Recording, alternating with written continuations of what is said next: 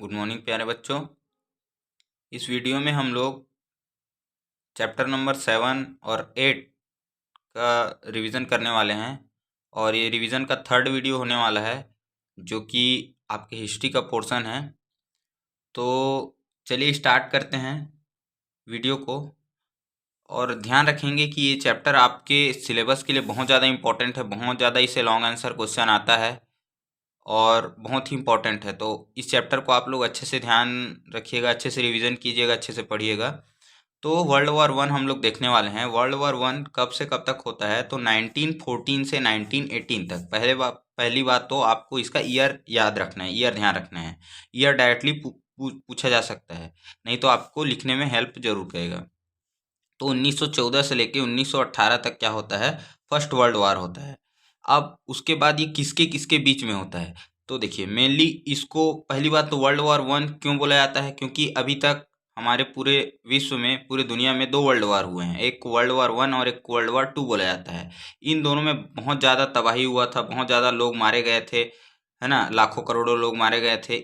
और ऐसा युद्ध अभी तक, युद्ध तो बहुत सारे लड़े गए लेकिन ऐसा कुछ ऐसा वार नहीं हुआ जिसमें पूरी दुनिया जो है वो शामिल हो गई थी। तो इसीलिए इसको वर्ल्ड वॉर वन और वर्ल्ड वॉर टू बोला जाता है। और वर्ल्ड वॉर वन के बाद में फिर क्या हो जाता है? वर्ल्ड वॉर टू हो जाता है। और इसके बाद अभी तक ऐसा वॉर नहीं हुआ है, इसीलिए इसको वर्ल्ड वॉर वन और वर्ल्ड वॉर टू बोला जाता है। अब वर्ल्ड वॉर वन जो है ये मेनली यूरोप में लड़ा गया था, लेकिन इसका जो इम्पैक्ट है, इसका जो प्रभाव है, ये पूरी दुनिया में हमको देखने के लिए मिलता है। बहुत सारे देश इसमें शामिल हो गए थे, है ना, इसीलिए इसको वर्ल्ड वॉर वन बोला जाता है। नहीं तो पहले क्या होता था? एक राजा और दो राजा के बीच में, या एक देश और दो देश के बीच में क्या होता था? युद्ध होता था। तो ऐसा नहीं था, इसमें बहुत सारे कंट्रीज शामिल हो गए थे, इसलिए इसको वर्ल्ड वॉर वन बोला जाता है। और इसमें कौन कौन से दो कंट्रीज थे? अब वार हुआ होगा तो अलग अलग देशों के बीच में हुआ होगा, तो ये दो ग्रुप्स बन गए थे। एक को बोला जाता है सेंट्रल पावर्स और दूसरे को बोला जाता है अलाइड पावर्स। अब इसमें कौन कौन से कंट्रीज थे ये भी आप लोगों को ध्यान रखना है। तो सेंट्रल पावर्स में कौन कौन थे? तो तीन नाम याद रखना इंपॉर्टेंट आप लोगों को: ऑस्ट्रिया हंगरी, जर्मनी और ऑटोमन एम्पायर। ऑटोमन एम्पायर कहाँ था? ये टर्की में था, तुर्की हिंदी में जिसको बोलते हैं, है ना। जैसे हम लोग इंडिया में मुगल पढ़ते हैं ना, मुगल डायनेस्टी, जो अकबर अकबर बाबर हो गया, इस टाइप से। तो ऐसे अलग अलग राजवंश थे, वैसे ही ऑटोमन जो एम्पायर था, है ना, ऑटोमन एम्पायर, इसका साम्राज्य था, कहाँ पर था? टर्की में। तो ये टर्की आप लोग ध्यान रख सकते हो। ये तीन कंट्री सेंट्रल पावर्स में थे। और उसके बाद आता है अलाइड पावर्स। इसमें आप लोग को पांच कंट्री ध्यान रखना है। एक सर्बिया, जो छोटा सा कंट्री था, इसी के कारण जो है पूरा ये खेला स्टार्ट हुआ था। उसके बाद जो है रसिया, फिर ब्रिटेन, या आप लोग इसको यूके भी बोल सकते हो, यूनाइटेड किंगडम। चौथा था फ्रांस और पांचवा था यूएसए। तो ये क्या थे? पांच कंट्रीज थे जिसको हम लोग बोलते हैं अलाइड पावर्स। तो दो ग्रुप बन गए थे, इन्हीं के बीच में क्या हुआ था? मेनली जो है वो फाइटिंग हुआ था, वार हुआ था। अब सबसे पहले आप लोगों को लोकेशन ध्यान रखना है कि कौन कौन से कंट्रीज कहाँ कहाँ पर है। आपके बुक में ये जो आप लोगों का ये वाला जो पेज दिया गया है, इसका जो यूरोप का जो मैप है, ये आप लोग ध्यान रखेंगे। तो इसका लोकेशन ऑस्ट्रिया हंगरी ये हो गया। उसके जस्ट नीचे में क्या है? एक छोटा सा देश है सर्बिया। सर्बिया और ऑस्ट्रिया हंगरी, फिर उसके ऊपर जाएंगे तो ये हो गया जर्मनी। जर्मनी के साइड में देखेंगे तो रसिया, इधर के साइड में देखेंगे तो फ्रांस, और ऊपर में थोड़ा जाएंगे तो यहाँ पर हमको क्या मिलेगा? ये हो जाएगा ब्रिटेन। और अमेरिका इधर के साइड में है। तो ये पूरा यूरोप का मैप है ना। इसको आप लोग ध्यान रखेंगे। टर्की जो है ये इधर थोड़ा सा नीचे आएंगे, रसिया के नीचे आएंगे तो हमको क्या मिलेगा? टर्की मिलेगा। तो अब इसी को जो है हमको समझना है। तो यहाँ पर क्या हुआ? अब causes of world war one आता है ना, कि क्यों जो है वर्ल्ड वॉर वन हुआ था। तो सबसे पहला जो कारण था वो क्या था? वो था आर्कड्यूक फर्नांडिस। आर्कड्यूक फर्नांडिस ये कहाँ थे? Austria Hungary. ऑस्ट्रिया, ऑस्ट्रेलिया नहीं है ये, ऑस्ट्रिया एक अलग सा कंट्री है, ऑस्ट्रेलिया अलग है ना। तो ऑस्ट्रिया हंगरी के ये क्या हुआ करते थे? प्रिंस हुआ करते थे, राजकुमार या राजा हुआ करते थे। अब इनकी हत्या कर दी जाती है। असैसिनेशन मतलब क्या होता है? हत्या। तो सर्बिया में इनको मार दिया जाता है, इसी के कारण वर्ल्ड वॉर वन होता है। कब मारा जाता है इनको? 1914 में, है ना। तो इसीलिए 1914 से क्या होता है? वर्ल्ड वॉर वन को जो है स्टार्ट माना जाता है। अब एक्चुअल में हुआ क्या था देखिए, इसके लिए आप लोगों को मैप समझना पड़ेगा। ऑस्ट्रिया हंगरी ये क्या है? एक कंट्री है। तो पहले आप लोग जानते थे एक कंट्री दूसरे कंट्री पर अटैक कर लेता था और उसको जीतना चाहता था, अपना क्षेत्र विस्तार करना चाहता था, अपने आप को बड़ा करना चाहता था। तो ऑस्ट्रिया हंगरी सर्बिया पर अटैक करना चाहता था, इसको अपने में शामिल करना चाहता था। अब ये बात पसंद नहीं थी सर्बिया के लोगों को, है ना। तो अब सर्बिया के लोग ऑस्ट्रिया हंगरी से पहले ही नाराज थे। अब ऑस्ट्रिया हंगरी के जो प्रिंस थे, है ना, प्रिंस बोल लो, राजकुमार बोल लो, राजा बोल लो, किंग बोल लो, सब एक ही बात है। ये आर्कड्यूक फर्नांडिस, है ना, आर्कड्यूक फर्नांडिस जो है ये घूमने गए हुए थे, कहाँ पर, सर्बिया में, अपनी वाइफ के साथ में। अब सर्बिया के लोगों को पता चला तो सर्बिया के लोगों ने उनको मार दिया, है ना, आर्कड्यूक फर्नांडिस को और उनकी वाइफ को। अब यहीं से फिर क्या हो गया, वर्ल्ड वॉर वन स्टार्ट होता है। अब ऑस्ट्रिया हंगरी ने किस पर अटैक कर दिया, सर्बिया पर अटैक कर दिया। तो यहाँ से जो है एक छोटी सी चिंगारी से बहुत बड़ा आग की जो लपट है वो स्टार्ट हो जाती है। फिर उसके बाद सेकंड कारण क्या था, तो सेकंड कारण क्या था, competition among European countries. European countries क्या चाहते थे, जितने भी कंट्रीज थे, फ्रांस हो गया, ब्रिटेन हो गया, जर्मनी हो गया, और भी इटली, पोर्तुगल, स्पेन, है ना, यहाँ पर स्पेन है, तो ये सब कंट्रीज क्या करना चाहते थे, एक दूसरे से बड़ा बनना चाहते थे। जैसे गांव में आप लोग देखते होंगे कि एक अगर मान के चलो डबल मंजिल के घर बनाता है तो अगले वाला ट्रिपल मंजिल के घर बना रहा है। एक के पास में सिंपल सा स्प्लेंडर गाड़ी है तो दूसरा वाला बुलेट ले रहा है, तो उसको देख के थर्ड वाला अगला फिर थार ले रहा है। तो ऐसे क्या होता था, जैसे गांव में हम लोग या आस पास में देखते हैं, वैसे ही क्या था, इनके बीच में होड़ मच गई थी कि कौन कौन सबसे ज़्यादा पावरफुल कंट्री है, कौन सबसे ज़्यादा बड़ा है। तो इनके बीच में कंपटीशन चल रहा था। वैसे ही आप लोग कॉलोनी के बारे में आप लोग पढ़े हो, कॉलोनी दूसरे देशों को गुलाम बनाना। जो कंट्री दूसरे देशों को जितना ज़्यादा गुलाम बना रहा था उसको उतना ज़्यादा पावरफुल माना जाता था। फिर यहाँ पर क्या आ रहा था, इंडस्ट्रियलाइजेशन आ गया था। इंडस्ट्रियलाइजेशन मतलब बहुत फैक्ट्री सी स्टार्ट हो गई थी, स्टीम इंजन्स का इन्वेंशन हुआ था, बहुत सारे इन्वेंशंस हम लोग देखेंगे अभी। तो यहाँ पर क्या था, कॉटन जो इंडस्ट्री है ये आ गई थी, कॉटन क्लॉथ, ये कपड़े वगैरह बनने लग गए थे। पहले जो घरों में बनाए जाते थे छोटे लेवल पर, अब जो है वो कहाँ पर बनने लग गए, इंडस्ट्रीज में, फैक्ट्रीज में। तो यहाँ पर यूके जो है वो बहुत ज़्यादा इसमें आगे चला गया था। फिर जो है जर्मनी उसको कॉम्पीट कर रहा था, जर्मनी इसको टक्कर दे रहा था। तो ऐसे क्या हो रहा था, इनके बीच में कंपटीशन चल रहा था कि कौन बड़ा है, कौन ज़्यादा पावरफुल है। तो यहाँ पर ये भी एक बहुत बड़ा कारण था वर्ल्ड वॉर वन के पीछे। उसके बाद थर्ड जो रीज़न आता है वो क्या था, कॉम्प्लेक्स ट्रिटीज। अब कॉम्प्लेक्स ट्रीटीज क्या था, इसमें दो ट्रीटी आप लोग को ध्यान रखना है। एक ट्रिपल इंटेंट, और ट्रिपल इंटेंट मतलब तीन देशों के बीच में हुआ था इसलिए ट्रिपल बोला गया। अलायंस मतलब ये क्या था, संगठन, है ना, संगठन, आपस में समझौता। ट्रीटी मतलब होता है समझौता, आपस में संधि समझौता कर लेना। तो ट्रिपल अलायंस क्या था, जर्मनी, ऑस्ट्रिया हंगरी और इटली, इन तीनों ने आपस में क्या कर लिया था, कस्में वादे खाए थे एक दूसरे की रक्षा की। इसका मतलब क्या था, अगर कोई बाहर का व्यक्ति, है ना, इस एक आदमी पर अटैक किया तो बाकी दोनों लोग इसका सपोर्ट करेंगे। अगर इस पे अटैक हुआ जर्मनी पे तो बाकी और दोनों कंट्री सपोर्ट करेंगे। इसी को क्या बोला गया था, ट्रिपल अलायंस, है ना। स्कूल में या कहीं भी हमारे गांव वगैरह में भी क्या होता है, हमारे दोस्तों के बीच में भी क्या होता है, अलायंस रहता है ना, ऐसे कि अगर कोई दूसरे ग्रुप का आके बंदा इसको मार दिया तो हम लोग भी क्या करेंगे, सब लोग इसके सपोर्ट में उतर जाएंगे और सामने वाले का धनिया मिर्ची बो देंगे ऐसे करके। तो उसी प्रकार से क्या होता है, ये आपस में इन लोगों ने क्या कर लिया था, ट्रीटी समझौता कर लिया था कि अगर एक देश पे अटैक हुआ तो माना जाएगा कि सब हमारे पूरे गैंग पर अटैक हुआ है और हम लोग क्या करेंगे, मिलकर उसका, है ना, ताबड़तोड़ तरीके से उसको फायर कर देंगे। उसके बाद ट्रिपल इंटेंट वैसे ही दूसरे ग्रुप के बीच में था, जो कि सर्बिया, फ्रांस और रसिया, जो आप लोग इसमें देख सकते हो लाइट पावर्स में, रसिया, सर्बिया और जो फ्रांस है। सर्बिया तो बहुत छोटा सा कंट्री था, तो रसिया बोला था कि अगर सुन छोटू, तेरे ऊपर कोई भी क्या करता है, अटैक करता है, तो उसके जिम्मेदार मैं हूँगा और तेरे को क्या करूँगा, रक्षा दूंगा ऐसे करके, है ना। तो इसके कस्में वादे कौन खाए थे रक्षा करने के, सर्बिया के, रसिया ने।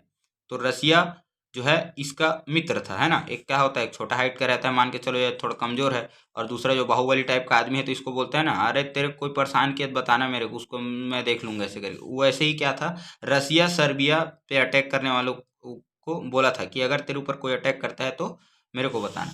अब ये ट्रिपल अलायंस था, ट्रिपल इंडेंट था। इसके बाद क्या हुआ, अब लोग जो कंट्रीज है उनको पहले से शक था कि क्या है, आगे आने वाले सिचुएशन में हमारे साथ में क्या हो सकता है, युद्ध हो सकता है। तो उन लोगों ने पहले ही समझौता करके रख लिया था। जैसे गांव वगैरह में होता है कि, या कहीं भी अपने ग्रुप में भी हो जाता है कि अगर किसी से ऊपर नीचे बात हो गया, है ना, लड़ाई झगड़ा हो गया, तो पता चल जाता है कि आगे कहीं ना कहीं जाकर हाथापाई होगा। तो उसी तरीके से ये कॉम्प्लेक्स ट्रीटीज था। तो इन लोगों ने क्या बन गया, ग्रुप बन गया, और ये छोटा सा जो चिंगारी है वो बहुत बड़ा रूप ले लिया। फिर चौथा कारण आता है अल्ट्रा नेशनलिज्म और मिलिट्रिलिज्म, है ना। ये जो कॉजेज ऑफ वर्ल्ड वॉर 1 बता रहे हैं, ये लॉन्ग आंसर क्वेश्चन के लिए बहुत ज़्यादा इंपॉर्टेंट है, तो हर एक पॉइंट इसको और पॉइंट वाइज ही ध्यान रखेंगे। जब भी आप लोग लिखेंगे तो पॉइंट में लिखेंगे, है ना, ऐसे नहीं कि थ्योरी लिखते रहें, रामायण महाभारत टाइप से नहीं लिखना है, पॉइंट में लिखना है। अल्ट्रा नेशनलिज्म क्या है और मिलिट्रिलिज्म क्या है, ये भी एक बहुत बड़ा कारण था। अल्ट्रा नेशनलिज्म बताया है, इसको हिंदी में बोलते हैं अति राष्ट्रवाद। मतलब लोगों के अंदर में एकदम देशभक्ति की भावना कूट कूट के भर गई थी, है ना। लोग जो है अपने देश के लिए मर मिटने के लिए तैयार हो गए थे। लोगों के अंदर राष्ट्रवाद जागृत हो गया था। लोगों, है ना, पेपर में, न्यूज़पेपर में ऐसे ऐसे आर्टिकल छपते थे कि लोग उसको पढ़कर क्या हो जाते थे, एकदम मोटिवेटेड हो जाते थे। अब तो क्या हो गया, दूसरे देश को जाके अटैक कर देंगे और तबाह कर देंगे, ऐसे टाइप से करके। तो इसी इसी को बोला जाता है अल्ट्रा नेशनलिज्म, अपने देश को सुप्रीम मानना और अपने देश का बढ़ाई करना, है ना, और दूसरे दूसरे देश को इम्पोर्टेंस ना देना या दूसरे देश को कमजोर मानना, है ना। उसके बाद इसी के कारण क्या हो गया, बहुत सारे मिलिट्री बनने लग गए। पहले उतने ज़्यादा मिलिट्री नहीं थे, मिलिट्री मतलब सैनिक उतने ज़्यादा नहीं हुआ करते थे। लेकिन अब क्या हो गया, जैसे युद्ध करना है तो क्या हो गया, लोग जो है मिलिट्री बनाने लग गए, अपने देश को बढ़ाने के लिए, अपने देश के लिए मर मिटने के लिए तैयार हो गए थे, तो इसलिए मिलिट्री आ गया। तो अब जब मिलिट्री बना है तो वो क्या करेगा, युद्ध करेगा। तो ये 4-5 कारण थे जिसको आप लोगों को ध्यान रखना है, जिसके कारण क्या होता है, वर्ल्ड वॉर 1 होता है। तो अब यहाँ पर क्या हो गया, ऑस्ट्रिया हंगरी ने सर्बिया पर अटैक कर दिया। अब सर्बिया के कस्मे वादे कौन खाए थे इसको बचाने की, रसिया। तो रसिया ऑस्ट्रिया हंगरी पर अटैक कर देता है। अब ऑस्ट्रिया हंगरी और जर्मनी के बीच में ट्रिपल इंटेंट था, तो जर्मनी जो है क्या हो जाता है, रसिया पर अटैक कर देता है। अब इधर से रसिया और फ्रांस, इनके बीच में दोस्ती था, तो फ्रांस जर्मनी पर अटैक करता है, जर्मनी फ्रांस को भी आड़े हाथ लेता है। उसके बाद फिर क्या होता है, यूके भी आ जाता है फ्रांस के सपोर्ट के लिए और जर्मनी पर अटैक कर देता है। जर्मनी यूके के साथ में इधर फिर लड़ाई में उतर जाता है और टर्की और रसिया का इधर वार हो रहा है। तो इस टाइप से पूरा क्या होता है, पूरा यूरोप जो है वार में उतर जा रहता है। अब इसको तो फिर वर्ल्ड वॉर 1 क्यों बोला गया, क्योंकि यहाँ पर देखेंगे अगर हम लोग, तो इंडिया 1914 में क्या था, ब्रिटिशर्स का गुलाम था। तो यूके के द्वारा इंडिया के सोल्जर्स को भी क्या किया गया था, इंडिया के सैनिकों को भी लाया गया था यूके और फ्रांस की तरफ से जर्मनी के अगेंस्ट में, जर्मनी के विरोध में युद्ध करने के लिए। ऐसे ही एशिया में तो नहीं चल रहा था वॉर, लेकिन एशिया भी इससे अछूता नहीं था। बहुत सारे जो एशिया और अफ्रीका के कंट्रीज थे, वहाँ के सोल्जर्स को, वहाँ के लोगों को इसमें वॉर में शामिल होने के लिए लाया गया था। और वहाँ पर जो रिसोर्सेज थे उसको भी क्या किया जा रहा था, इसमें यूज़ किया जा रहा था। जैसे फूड हो गया, तो इंडिया से फूड वगैरह हो गया, और भी कपड़े और भी सामान वगैरह मिलिट्रीज के लिए, है ना। क्योंकि ये लंबे समय तक चला था, 4 साढ़े 4 साल तक चला था। तो ऐसे में इनको खाना पानी रिसोर्सेज का ये सब का जरूरत था, तो ये सब कहाँ से लाते थे, अपने कॉलोनी से लाते थे, है ना। तो ये चीज़ भी आप लोगों को ध्यान रखना है। इसके बाद में फिर क्या होता है, अब यहाँ पर तो अमेरिका का एंट्री कैसे होता है ना। अमेरिका के बारे में तो बताया ही नहीं, तो अभी देखेंगे उसको अमेरिका कैसे आता है इसमें। तो फिर उसके बाद में अब क्या होता है, वर्ल्ड वॉर 1 के टाइम में बहुत सारे लाखों लोग मारे जाते हैं। डाटा बताता है 80 लाख लोग मारे गए इसमें, लेकिन उससे भी ज़्यादा लोग मारे गए थे। बहुत हैवी डिस्ट्रक्शन होता है। फिर इसमें बहुत सारे नए नए टेक्नोलॉजीज का इन्वेंशन होता है, जैसे वेपन्स हो गए, गन्स हो गए, मशीन गन हो गए, कैनन हो गए, तोप हो गए, टैंक हो गए। फिर सबमरीन हो गया। सबमरीन क्या होता है, पनडुब्बी, ये पानी है इसके नीचे में छुप के चलता है। फिर उसके बाद एयरक्राफ्ट, रेलवे इंजन, बहुत सारे यहाँ पर क्या हुए, इन्वेंशन हुए। उसके बाद में फिर लोगों के कारण, लोगों के पास फूड की कमी हो गई, बताया थे, क्योंकि जो भी खाना पानी रहता था वो कहाँ पर भेज दिया जाता था, वो सोल्जर्स के पास में भेज दिया जाता था। तो इसी के कारण क्या हुआ था, अक्टूबर रिवॉल्यूशन हुआ था। ये इंपॉर्टेंट है, ये पूछ लिया जाता है 2 मार्क्स क्वेश्चन, 1 मार्क्स क्वेश्चन में। रसिया में हुआ था अक्टूबर रिवॉल्यूशन, अक्टूबर के मंथ में हुआ था, इसलिए अक्टूबर रिवॉल्यूशन बोला जाता है। ये कब हुआ था, 1917 में हुआ था। 1917 में अक्टूबर रिवॉल्यूशन हुआ था, कहाँ पर, रसिया में। रसिया इतना बड़ा कंट्री था, लेकिन यहाँ पर आप लोग इसके बाद जस्ट चैप्टर हम लोग देखेंगे रसियन रिवॉल्यूशन ही। तो यहाँ पर एक राजा हुआ, जार निकोलस सेकेंड। अब ये बहुत ही ज़्यादा क्या था, एस्पिरेशनल था, महत्वाकांक्षी था। ये जो है मनमाने तरीके से वहाँ पर रूल कर रहा था। अब इसने यहाँ के लोग जो है, क्या हो गया था, फूड की कमी हो गई थी, फूड की स्कैरिटी। लोगों के पास खाने के लिए क्या नहीं था, अनाज नहीं था। तो रसिया अपने से क्या हो गया, यहाँ पर विथड्रॉ कर लेता है वर्ल्ड वॉर 1 से, है ना, 1917 में। तो 1971 में रसिया हार मान चुका था जर्मनी के सामने, लेकिन यूएसए के आने के बाद फिर क्या होता है, है ना, रसिया फिर से खड़ा होता है, और तब जाके फिर क्या होता है, बात बनती है। इसके बाद खाने की कमी हो गई थी, तो रसिया जो है, रसिया में अक्टूबर रिवॉल्यूशन हुआ। रसिया के लोग लोग ही विरोध पर उतर आए कि हम लोग क्या करेंगे, अब आगे युद्ध नहीं कर सकते, अब हमको शांति चाहिए, क्योंकि ये बहुत लंबा चल गया था, 4 साल से ऊपर चल गया था वर्ल्ड वॉर 1। फिर इसके बाद वुमेन्स का कंडीशन क्या था ये पूछा जाता है। तो वुमेन्स जब क्या हो गए, जितने भी मेंस थे जो मेल मेंबर्स थे वो फाइटिंग में चले गए थे, युद्ध में चले गए थे, तो अब ये घर का जिम्मेदारी पूरा इनको ही उठाना पड़ा, फैक्ट्रीज में जाके काम करना पड़ा, रिस्पॉन्सिबिलिटीज इनको लेनी पड़ी। तब जाके इनको अपने राइट से समझ में आया, अधिकार समझ में आया। तो इन लोग वुमेन्स ने क्या किया, वो अपने वोटिंग राइट्स का, अपने अधिकारों का मांग किया, और फिर यूके और बाद में फिर रसिया यूएसए वगैरह ने इनको राइट टू मतलब इनको आज़ादी, इनको राइट्स प्रोवाइड किए थे। अब यहाँ पर फिर क्या होता है, इसका रिजल्ट क्या निकलता है, वर्ल्ड वॉर 1 में कौन जीतता है, तो विक्ट्री जो होता है वो अलाइड पावर्स जीतते हैं। अलाइड पावर्स में कौन कौन बताए थे आप लोगों को, सर्बिया हो गया, रसिया हो गया, फ्रांस हो गया, यूके हो गया, यूएसए हो गया, ये सब जीतने वाले कंट्रीज थे। उसके बाद हारा कौन था, तो डिफीटेड में जो बच गए कौन हो जाएगा, ऑस्ट्रिया हंगरी हो जाएगा, जर्मनी हो जाएगा, और एक क्या था जो अटैक किया था इसके ऊपर में, टर्की, है ना, ये सब हार जाएंगे। तो अब यहाँ पर क्या होता है, ये जीतता कैसे है, तो यूएसए जो है लास्ट में 1917 में एंट्री करता है वॉर में, है ना, इससे पहले एंट्री नहीं किया रहता है। अब हुआ क्या था यहाँ पर, आप लोग देख सकते हो, यू जर्मनी जो है रसिया के साथ भी लड़ रहा था, फ्रांस के साथ भी, यूके के साथ में। यूएसए क्या कर रहा था, सबको, जर्मनी सबको पटक पटक के धो दिया था, यूके को भी, फ्रांस को भी। तो अब यूएसए क्या कर रहा था, यूएसए हमेशा बीच में अपना फायदा कमाने देखता है, अमेरिका जो है ना, वो क्या किया, यूके और फ्रांस को क्या कर रहा था, मेडिसिन हो गया, वेपन हो गया, फूड हो गया, ये सब सप्लाई कर रहा था। तो जर्मनी को इस बात से गुस्सा आ गई, जर्मनी ने क्या कर दिया, यूएसए का जो जो शिप था, है ना, शिप था जिसमें ये सब अनाज वगैरह भर के आता था, मेडिसिन भर के आता था, वेपन भर के आता था, उसको अटैक कर देता था, उसको मार देता था। लेकिन जर्मनी ने क्या गलती कर दी, उसने अमेरिका के एक ऐसे शिप को मार दिया जिसमें अमेरिका के लोग बैठे थे, यानी कि क्रू क्रू मेंबर बैठे थे। तो अब अमेरिका, यहाँ पर अमेरिका को मौका मिल गया इसमें वर्ल्ड वॉर 1 में उतरने का, उसने जर्मनी पे अटैक कर दिया। और जर्मनी पे जैसे ही अमेरिका ने अटैक कर दिया, तो अब जर्मनी चारों तरफ से लड़ रहा था, तो वो वीक हो गया, और यहाँ पर क्या होता है, जर्मनी, ऑस्ट्रिया हंगरी ये सब हार जाते हैं।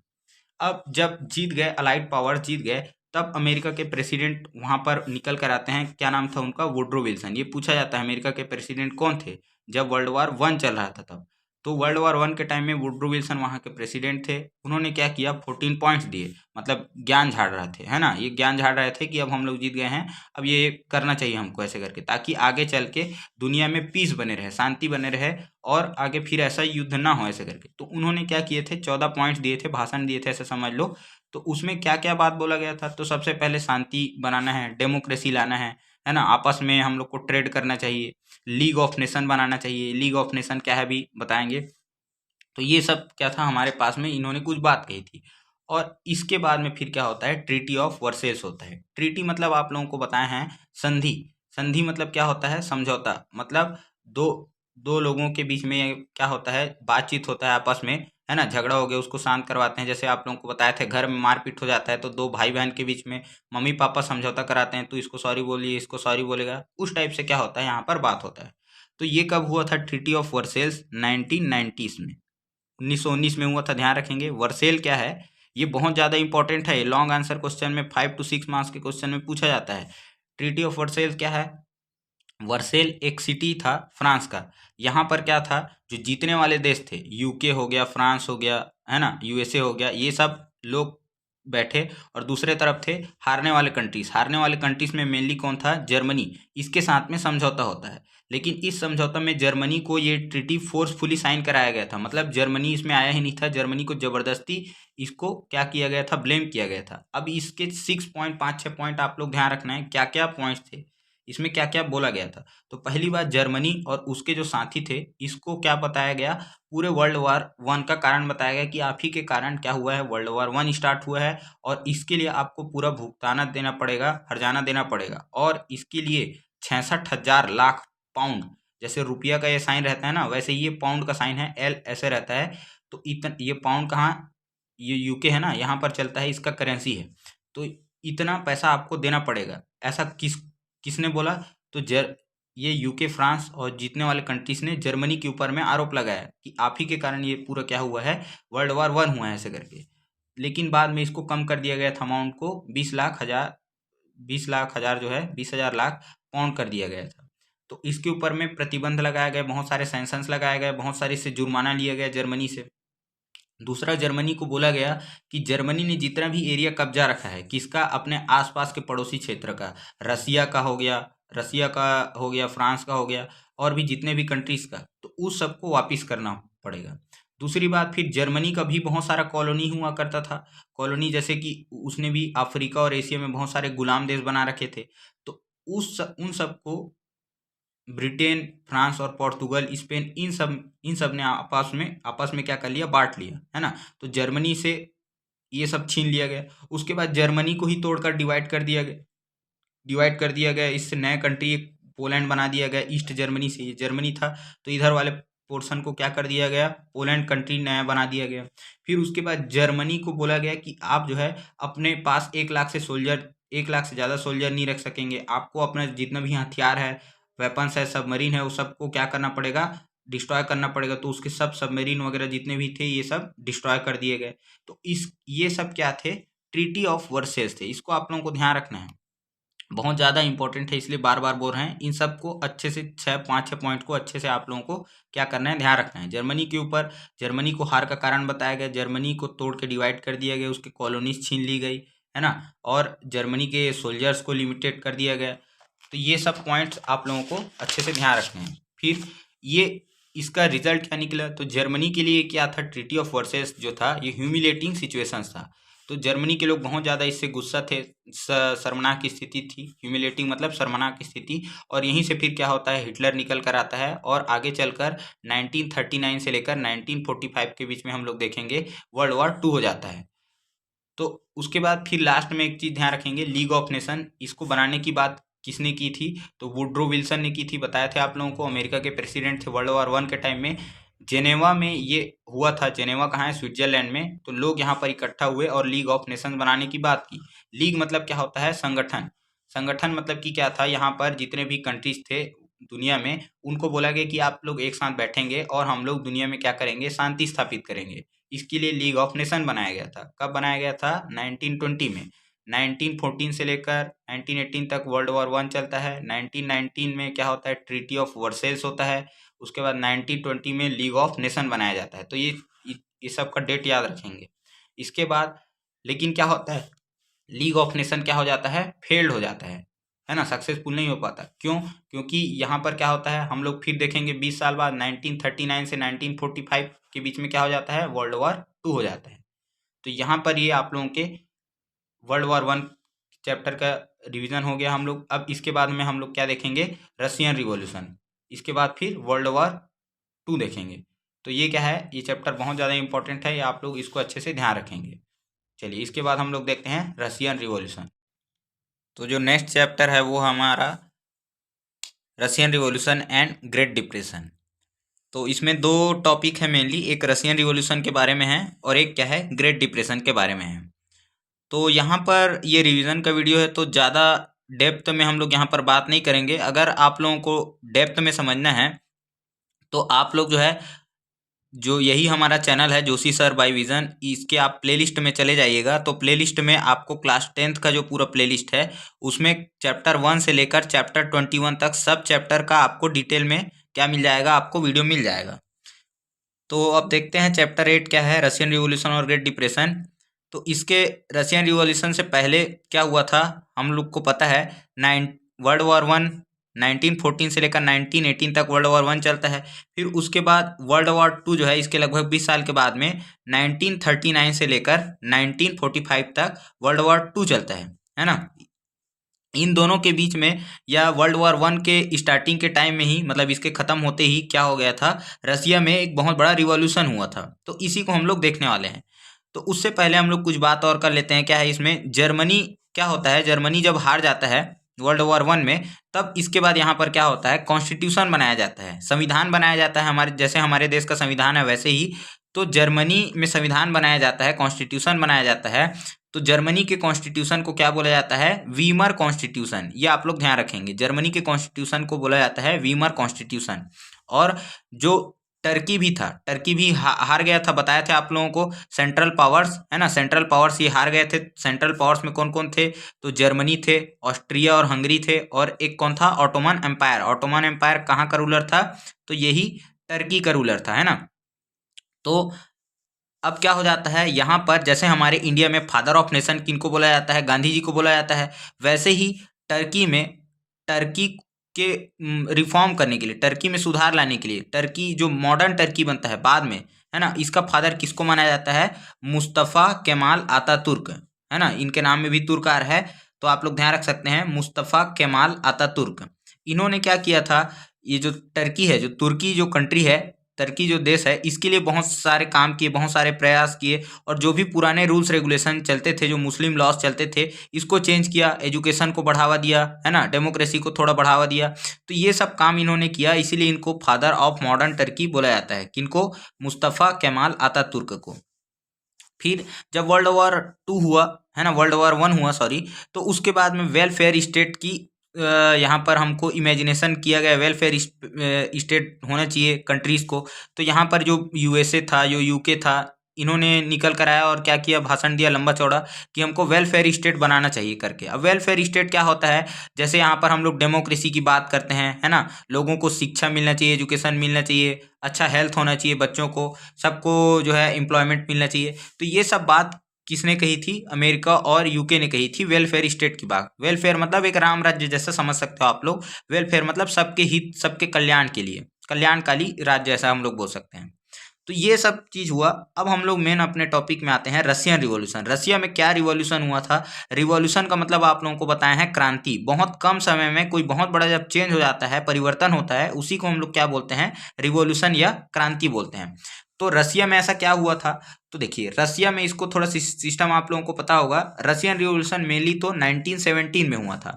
आप लोग फिर डेट को इसलिए बार बार याद बता रहे हैं ताकि आप लोग को याद रहे और आप लोग उसको कनेक्ट कर पाओ। 1914 से लेकर 1980 तक वर्ल्ड वॉर वन चलता है, और 1917 में यहीं पर क्या होता है? हमारा रशियन रिवॉल्यूशन स्टार्ट हो जाता है। आप लोगों को अभी अभी बताया थे, ध्यान होगा तो, अक्टूबर रिवॉल्यूशन करके। तो अक्टूबर के मंथ में यहाँ पर क्या हो जाता है? रसिया में रिवॉल्यूशन स्टार्ट हो जाता है। इसी को हम लोग क्या बोलते हैं? Russian revolution. अब इस ये जो रशियन रिवॉल्यूशन होता है वो एक दिन में नहीं होता है। क्या होता है? जैसे पाप का घड़ा जो है, बूंद, जो पाप का घड़ा है बूंद बूंद से भरता है, ऐसे बोलते हैं ना, तो इसको टाइम लगता है। वैसे ही ये यहाँ का जो राजा था, उसका पाप का घड़ा धीरे धीरे भर रहा था, और लास्ट में वो एक रिवॉल्यूशन का रूप ले लेता है। तो सबसे पहले अगर हम लोग थोड़ा सा इसके बैकग्राउंड में जाएंगे, हिस्ट्री में जाएंगे, तो यहाँ पर क्या एक सिस्टम चलता था रसिया में? सरफड़म सिस्टम चलता था। सरफड़म क्या था? इसको हम लोग बोलते हैं दास प्रथा। जैसे अपने यहाँ इंडिया में भी होता था ना, बॉन्डेड लेबर वगैरह, लोगों को क्या बंधुआ मजदूर बना के काम कराया जाता था खेतों में। वैसे ही यहाँ पर, इनके यहाँ पर भी क्या था? सरफड़म सिस्टम। सर्फ किल को बोलते थे, तो दास या जो गुलाम रहते थे उनको बोलते थे। असल में क्या होता था, इनके यहाँ पर बहुत सारे जमीन वगैरह हुआ करते थे, खेत वगैरह हुआ करते थे, तो यहाँ पर कुछ किसान वगैरह काम करते थे। अब ये जो किसान है, फार्मर्स है, ये किनके अंडर में काम करते थे? तो ये लैंडलॉर्ड यानी कि जमींदार के नीचे में काम करते थे। तो जमींदार इनको बहुत कम छुट्टी देते थे, बहुत कम खाने पीने के लिए देते थे, और काम बहुत ज़्यादा करवाया जाता था इनसे। तो यही क्या था? दास प्रथा था, है ना।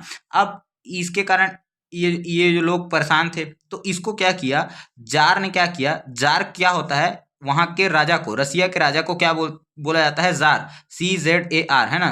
तो जो वहाँ का जो जार था, जो राजा था, उसने इस सरफड़म सिस्टम को ही खत्म कर दिया 1861 में, है ना। तो आप लोग सोचोगे कि ये तो अच्छा हो गया इनके लिए, लेकिन नहीं हुआ। अच्छा नहीं हुआ इनके लिए। क्या हुआ? अब ये आजाद तो हो गए, लेकिन इसके बाद फिर क्या हो गया? ये अपने ही खेत में क्या बन गए? बॉन्डेड लेबर बन गए। इसमें से क्या यहाँ पर क्या हुआ? जो किसान, जो पीजेंट यहाँ काम करते थे, जो वर्कर, वो निकले और 3 जगह पर चले गए। एक तो क्या हो गया? कुछ लोग पीजेंट ही रहे, किसान ही बने रहे हैं, जो खेतों में काम करते थे। कुछ लोग क्या हो गया? वर्कर्स बन गए। जो फैक्ट्री वहां पर स्टार्ट हुई, रसिया में फैक्ट्री वगैरह स्टार्ट हो गया था, वर्ल्ड वॉर वन में बताया थे, है ना, इंडस्ट्रियलाइजेशन आ गया था। तो कुछ लोग फैक्ट्रीज में चले गए, और कुछ लोग जो जार की आर्मी थी वहां पर भर्ती हो गए, सेना में चले गए, है ना। अब यहाँ पर क्या हुआ?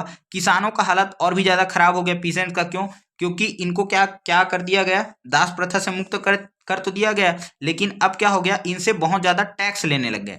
जैसे इनको जमीन दे दिया गया कुछ कुछ कि आप खेती करो, उसमें से 80% से है ना 80% 70% टैक्स ले लिया जाता था इनसे। अब बचा 20 to 30%, इसमें से इन लोग का जो किसान है इनका पेट नहीं भरता था, घर बार नहीं चल पाता था, तो इसके कारण इनको लोन लेना पड़ता था। लोन लेने के लिए फिर से ये किसके पास जाते थे, तो लैंडलॉर्ड यानी कि किसान जमींदार के पास जाते थे। अब जब ये क्या करते थे, इसका लोन नहीं चुका पाते थे, तो फिर इनको क्या करना पड़ता था, जबरदस्ती इनके यहाँ पर काम करना पड़ता था, बंधुआ मजदूर बॉन्डेड लेबर बन के। तो इनका हालत वैसे ही खराब था। फिर उसके बाद वर्कर्स गए फैक्ट्री में काम करने के लिए कि चलो हमको छुटकारा मिल गया। तो इसके बाद फिर क्या हो गया, वर्कर्स वर्कर्स के बाद में फिर क्या होने लग गया, तो ये जो वर्कर्स गए थे फैक्ट्री में काम करने के लिए, इनका हालत भी क्या था, बहुत ज़्यादा खराब था, है ना, बहुत ज़्यादा सोच दयनीय था। इन लोग को क्या होता था, काम बहुत ज़्यादा कराया जाता था, 14 to 15 आवर्स काम कराया जाता था। इनको जो है खाने पीने के लिए अच्छे से नहीं दिया जाता था। इनका जो टॉयलेट बाथरूम है इनके लिए भी कोई व्यवस्था नहीं था। ड्रिंकिंग वाटर का भी कोई इनके लिए फैसिलिटी नहीं था। तो इनका जो हालत है ये भी क्या था, बहुत ही ज़्यादा खराब हुआ करता था। फिर अब कुछ लोग कहाँ चले गए, आर्मी में चले गए थे, है ना, जार की जो आर्मी है उसमें भर्ती हो गए थे। तो क्या था, इन तीनों के बीच का जो बॉन्डिंग है ये क्या हुआ करता था, बहुत अच्छा हुआ करता था। किसके किसके बीच में, पीजेंट, वर्कर्स और आर्मी, क्योंकि ये तीनों एक ही जगह से गए थे, क्यों ये सब पहले सर्फ हुआ करते थे। तो इनके बीच में जो बॉन्डिंग है, जो रिलेशंस है वो बहुत अच्छे हुआ करते थे। अब बाद में फिर क्या हुआ, इन लोगों को अधिकार जब नहीं मिले, तो राजा क्या हुआ करता था, जार क्या हुआ करता था, राजा अपना मनमानी चलाता था। ये बहुत ज़्यादा क्या हुआ करता था, डिक्टेटर की तरह रूल करता था, है ना, पूरा पावर जार के पास ही था। तो ये लोगों को खुलेआम विरोध करने नहीं दिया करता था। तो लोगों ने क्या क्या कर लिया था, अपना अपना यूनियन बना लिया था। जैसे किसानों का यूनियन, यूनियन मतलब क्या होता है, संगठन, एक ग्रुप ऐसे समझ लो। फिर वर्कर्स ने भी वैसे ही अपना यूनियन बना लिया था, मजदूर संगठन। आर्मी का भी ऐसे ही अपना ग्रुप बन गया था। तो सब लोगों ने क्या किया था, यूनियन मिलकर बनाया था, और यहाँ पर अपने राइट्स की डिमांड करने लग गए, अपने अधिकारों की बात करते थे। इसी को क्या बोला गया, इसी जो यूनियन था, या हम लोग समझ सकते हैं कि छोटा छोटा पंचायत या ग्रुप, इन लोगों का जो ग्रुप था वर्कर्स का, पीजेंट का, इसी को क्या बोला गया, सोवियट्स बोला गया, है ना। सोवियत जो है, आगे चल के रसिया का नाम क्या हो जाता है, यूएसएसआर बताएंगे, है ना। यूएसएसआर का फुल फॉर्म क्या था, तो ये सोवियट्स बन गए। अब इस सोवियट्स ने क्या किया, इनके खिलाफ, राजा के खिलाफ प्रोटेस्ट करना स्टार्ट किया, विरोध करते रहते थे, बीच बीच में दंगा फसाद भी कर देते थे जाके कहीं, है ना। तो इस तरीके से सोवियट्स काम किया करते थे। तो अब फिर इसके बाद में क्या हो गया, ये सब चीज चल ही रहा था। फिर 1905 में क्या हो जाता है, एक चीज और हो जाता है, रसिया जो है वो जापान के साथ में युद्ध चलते रहता है, तो उसमें रसिया हार जाता है। अब रसिया आप लोग जानते हो लार्जेस्ट कंट्री है ना, एरिया वाइज अगर हम लोग बात करें, एरिया के क्षेत्रफल की दृष्टि से, तो लार्जेस्ट कंट्री है रसिया। और जापान अगर हम लोग बात करें तो ये क्या है, छोटा सा कंट्री है ना। तो कहाँ रसिया और कहाँ पर ये छोटा सा जापान, ये जापान इसको जो है रसिया को हरा देता है। तो और लोग जो है इससे ज़्यादा नाराज हो जाते हैं इसके कारण, और बहुत ज़्यादा क्या हो जाता है, यहाँ पर राजा के खिलाफ लोगों का गुस्सा फूट जाता है। यहाँ पर जो राजा थे इस टाइम में कौन थे, रशियन रिवॉल्यूशन टाइम में, ये आप लोगों को ध्यान रखना है, ये इंपॉर्टेंट है ना। तो राजा का क्या नाम था, राजा को वहाँ पर जार बोलते थे, जार निकोलस सेकेंड, है ना। ये 1 2 3 ऐसे वाला है। इसके पप्पा जी रहे होंगे जार निकोलस है, इसके दादाजी उसको 1 बोलते रहे होंगे, तो ये 2 हो गया। तो जार निकोलस सेकेंड, है ना, ये वहाँ का राजा हुआ करता था। अब यहाँ पर क्या हुआ, लोगों ने बहुत ज़्यादा इसके खिलाफ प्रोटेस्ट किया, विद्रोह किया, है ना, कि राजा को हटाओ, या फिर क्या होना चाहिए, राजा अपना मनमानी नहीं चल सकता ऐसे करके। ऊपर से ये हार भी गए थे। तो राजा ने क्या किया, आर्मी को क्या कर दिया, आदेश दे दिया, और लोग जो प्रोटेस्ट कर रहे थे, जो विद्रोह कर रहे थे, है ना, इनके ऊपर में ओपन फायरिंग करवा दी, इनके ऊपर गोली चलवा दी। तो बहुत सारे हजारों लोग इसमें मर गए। और वो संडे का दिन था, इसलिए इस दिन को ब्लडी संडे के रूप में भी जो है याद रखा जाता है। ब्लैक डे इसको माना जाता है, काला दिन, क्योंकि बहुत सारे हजारों लोग मर गए थे। अब लेकिन यहाँ पर क्या हो गया, जो जार था, राजा था, इसके ऊपर में थोड़ा प्रेशर आने लग गया, जनता का प्रेशर आने लग गया। अब ये राजा हर काम अपना ही सोच समझ के करता था, अपना ही मनमानी चलाता था। लेकिन इसके पास में क्या थे, इसके जो रॉयल पर्सन्स थे, है ना, रॉयल पर्सन मतलब जो राजकीय थे, या जो एलाइट क्लास के लोग थे, जो पैसे वाले लोग थे, जो लैंड ऑनर्स होते थे उनका ही बात जो है राजा सुनता था, या उन्हीं के पास में क्या हुआ करता था, पावर हुआ करता था। जो कॉमन पीपल थे, जो पीजेंट थे, लेबर थे, इनका कोई भी बात नहीं सुना जाता था।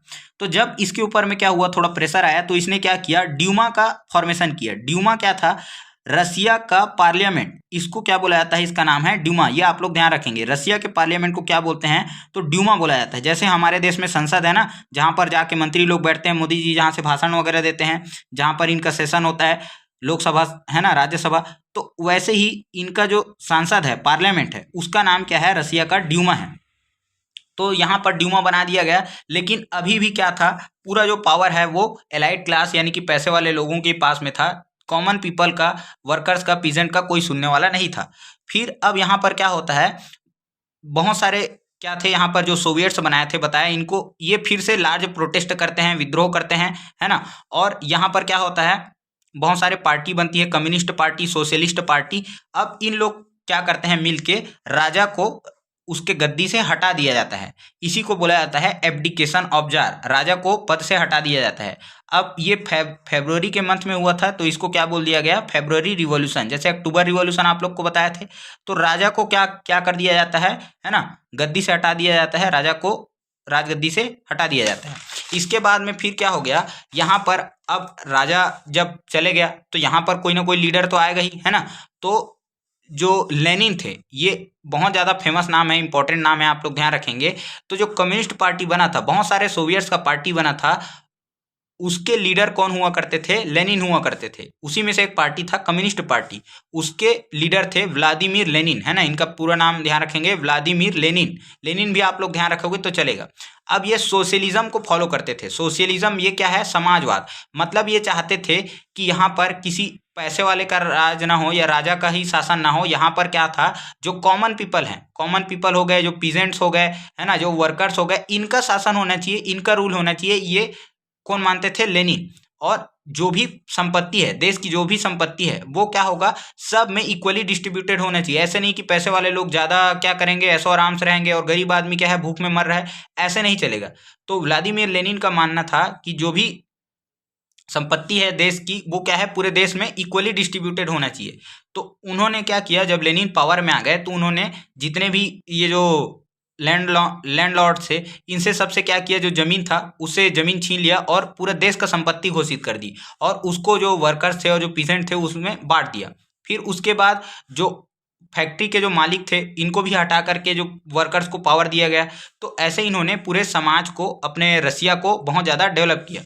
इसके बाद में स्टालिन आते हैं, है ना। लेनिन के बाद में नेक्स्ट जो लीडर कौन बनकर आते हैं, लेनिन का डेथ हो जाता है 1924 में, है ना। इसके बाद में क्या होता है, स्टालिन आते हैं। तो इसी प्रोसेस को क्या बोला गया था, रशियन रिवॉल्यूशन। मतलब जो जार का जो शासन चल रहा था लंबे समय तक, जार को हटा दिया जाता है, और वहाँ पर फिर क्या होता है, एक सोशलिस्ट सरकार आती है, कम्युनिस्ट पार्टी की सरकार आती है, जो जनता के, कॉमन पीपल के, पीजेंट के, वर्कर के भलाई के लिए सोचती है ना। इसी को क्या बोला गया था, रसिया का रिवॉल्यूशन बोला गया था। अब ये 1917 में हुआ था। क्यों हुआ था बताया थे। इस टाइम में क्या चल रहा था, 1914 से लेकर 1918 तक वर्ल्ड वॉर 1 चल रहा था। तो यहाँ पर क्या था, बताया था आप लोगों को कि जर्मनी बहुत ज़्यादा पावरफुल था, उसने रसिया को हरा दिया था। तो रसिया क्या कर रहा था, यहाँ पर लोग जो है, आर्मी जो है वो हार रही थी, आर्मी मर रहे थे जर्मनी के साथ युद्ध करते हुए। और पीजेंट का हालत आप लोगों को बताया था, बहुत ज़्यादा हालत ख़राब था, वर्कर्स का हालत ख़राब था, जो लोग हैं भूख से मर रहे थे, फूड की कमी हो गई थी, स्कैरिटी ऑफ फूड हो गया था, बताया थे। क्योंकि जो खाना होता था वो आर्मी को भेज दिया जाता था, तो लोगों के पास में खाने के लिए नहीं था। तो लोग क्या चाहते थे, अब युद्ध नहीं चाहते थे, लोग शांति चाहते थे। तो इसी समय में क्या हुआ था, रशियन रिवॉल्यूशन हुआ था। और ये पूरा क्या था, फिर यहाँ पर सोशलिस्ट पार्टी आती है, और व्लादिमीर जो लेनिन है, ये लीडर बन के आते हैं इनके यहाँ। तो व्लादिमीर लेनिन के बाद में जाने के बाद एक और नाम आप लोगों को ध्यान रखना है, स्टालिन। स्टालिन क्या थे, इसके बाद लीडर बने। स्टालिन ने भी बहुत सारा काम किया। इन्होंने इंडस्ट्रियलाइजेशन को फोकस किया रसिया में, रसिया का डेवलपमेंट बहुत तेज़ी से हुआ। 1918 से लेकर 1939 तक, वर्ल्ड वॉर, ये 20 साल में रसिया बहुत ज़्यादा डेवलप किया। रसिया पहले बहुत अंडर डेवलप था, लेकिन रसिया जो है धीरे धीरे करके इंडस्ट्रीज आए, वहाँ पर एग्रीकल्चर को बढ़ावा दिया गया, है ना, लोगों को राइट्स दिए गए, अधिकार दिए गए, तब जाके रसिया बहुत ज़्यादा प्रोग्रेस करता है। तो स्टालिन भी क्या होता है, लेकिन स्टालिन बाद में चलकर ये डिक्टेटर की तरह है ना, रूल करने लग जाता है। फिर स्टालिन को बाद में हटा दिया जाता है। तो इसके बाद में फिर क्या हुआ, ये पूरा क्या था, हमारा रशियन रिवॉल्यूशन था।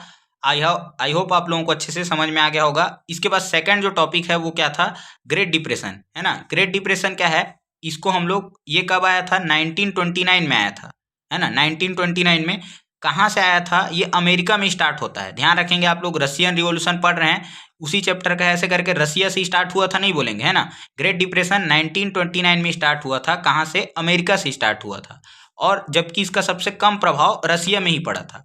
अब ये एक्चुअल में ग्रेट डिप्रेशन होता क्या चीज़ है, तो यहाँ पर दो वर्ड आप लोगों को पता होना चाहिए। एक होता है रिसेशन, जिसको हम लोग बोलते हैं मंदी, और इसी का जो बड़ा रूप है, इसी को हम लोग क्या बोलते हैं, ग्रेट डिप्रेशन, यानी कि महामंदी।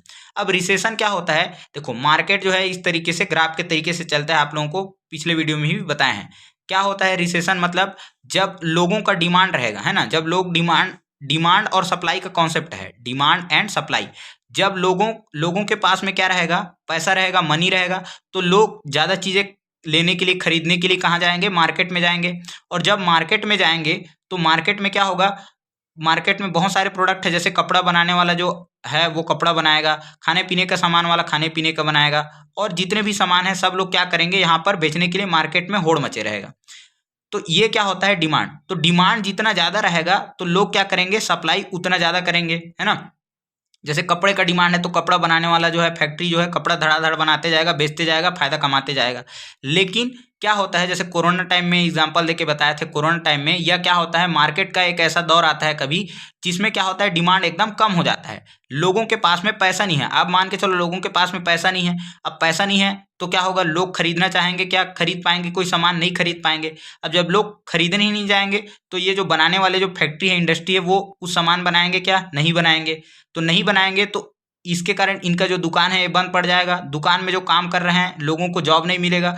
तो ऐसे पूरा क्या हो जाता है, मार्केट पूरा ठप हो जाता है, चौपट हो जाता है। इसी को हम लोग क्या बोलते हैं, रिसेशन बोलते हैं, है ना। और जब ये रिसेशन बहुत बड़ा रूप ले लेता है, पूरे दुनिया में फैल जाता है, तो इसको ग्रेट डिप्रेशन बोलते हैं।